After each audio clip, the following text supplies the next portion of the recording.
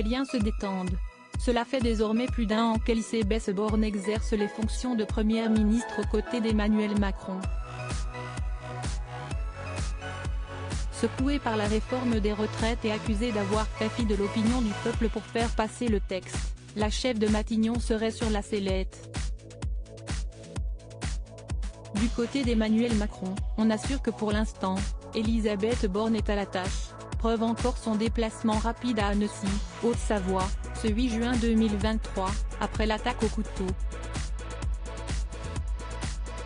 Selon l'opinion de ce 9 juin, Emmanuel Macron serait pressé de remplacer sa collègue, il ne la supporte plus, témoigne un parlementaire de Renaissance. Le quotidien cite pour exemple les cérémonies du 6 juin, célébrant le débarquement en Normandie, le président de la République et la première ministre ne se seraient même pas salués.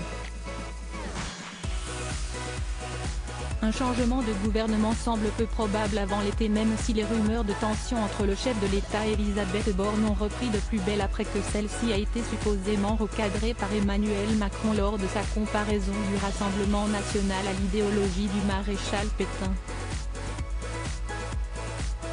Découvrez les ministres du gouvernement Borne. Elisabeth Borne Première ministre jusqu'aux Jeux Olympiques. Depuis maintenant plusieurs mois, les pronostics sur l'espérance de vie d'Elisabeth Borne à Matignon vont bon train. Au départ, de nombreux observateurs pensaient qu'elle n'atteindrait pas les 10 mois et 18 jours d'Édith Cresson, seule autre femme à avoir été Première ministre. Désormais, certaines figures politiques penseraient que le maintien d'Elisabeth Borne au poste de Première ministre serait un choix contraint pour Emmanuel Macron, et que cette place n'était que temporaire.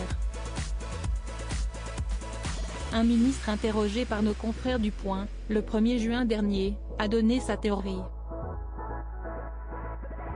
Elle va rester jusqu'à l'automne après le budget. Ou jusqu'aux Jeux Olympiques, a-t-il prédit. Crédit photo, Stéphane Le Mouton.